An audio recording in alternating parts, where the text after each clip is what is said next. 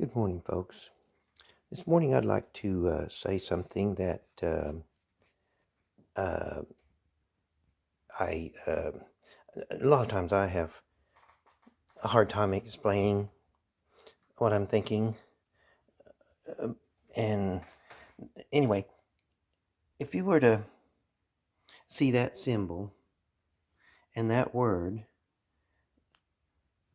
you would feel, well, I don't know what you'd feel, but you'd associate that word with that symbol and seeing these uh, shapes that I feel that I recognize pretty easy. There's that to consider. There's a stone behind this little tracing paper, and the image I see is a bird and a mountain. And what made me find the image was the tail, the way the feathers were made on the tail, and of course the eye. But it was really the tail and the wings that led me to the eye.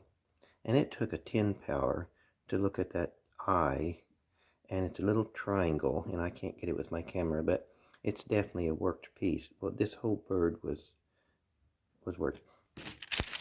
Now, I am going to try some olive oil on this piece to show that image of that bird near that mountain.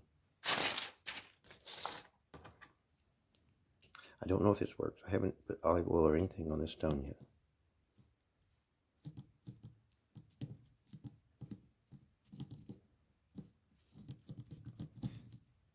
And I haven't looked for other images. I just wanted to stop with that.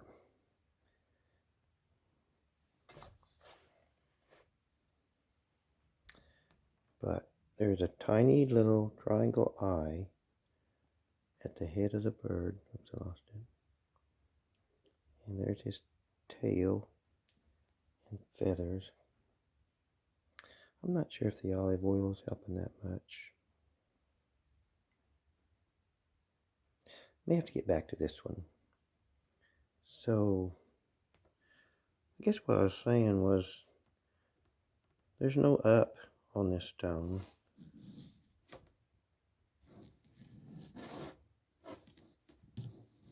So, you have to look at it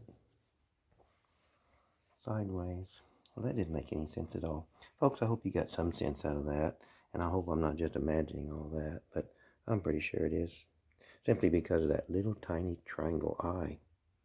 This is an unusual image, and it's set within a square, and it's pretty obviously a human figure, I believe.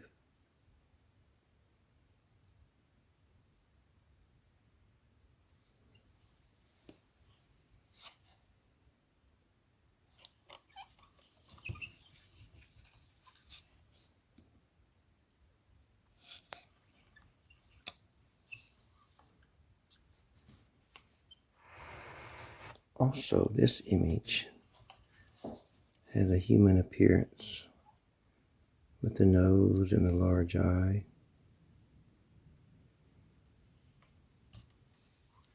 Sort of a human image.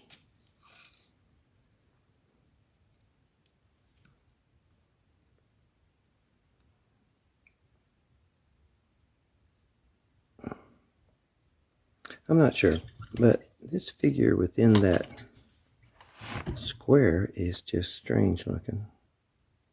Well, triangle actually. I think there's lots of images on this, but I just want to stop and show that strange one right there. I had just brought this from the woods yesterday, but what attracted me to this stone was the color. I could see color on it, and even though it's a large piece, and I haven't really found like an anvil use or anything yet. I need to examine it some more, but as far as tool use, I really haven't found a tool use. but it has a lot of stuff on it. So I'm going to wash it up, and just getting it wet is going to show me some stuff, but it's the color on this stone that caught my eye first, and then that creepy looking thing. I feel that being able to see the color down in there is really important.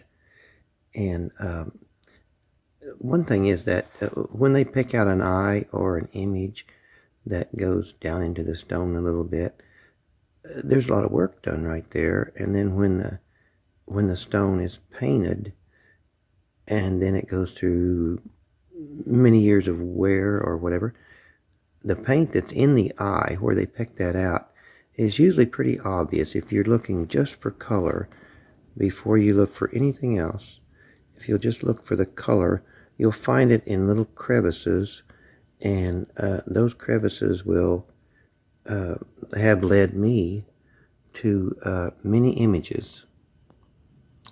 But the paint that got down into the images that they picked out becomes really obvious. And I want to get this wet and see what it looks like.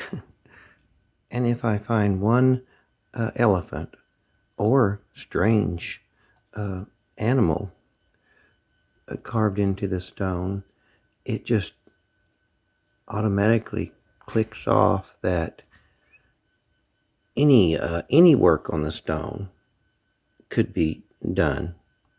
When I see a quality of that critter, whatever it is, then I pretty much know that there's nothing really natural left on this stone. Of course, it was, it started out as a big old stone and people saw all these images, but every place on it, I consider that it was done to make an image. Every little, everything. There was nothing just left there on purpose. Plus the fact that when I see that it was originally painted, that paint got down into those areas, which makes images. But that's a good thing to remember. If you find at least an elephant, if you see an elephant on something, then assume the whole stone was their canvas.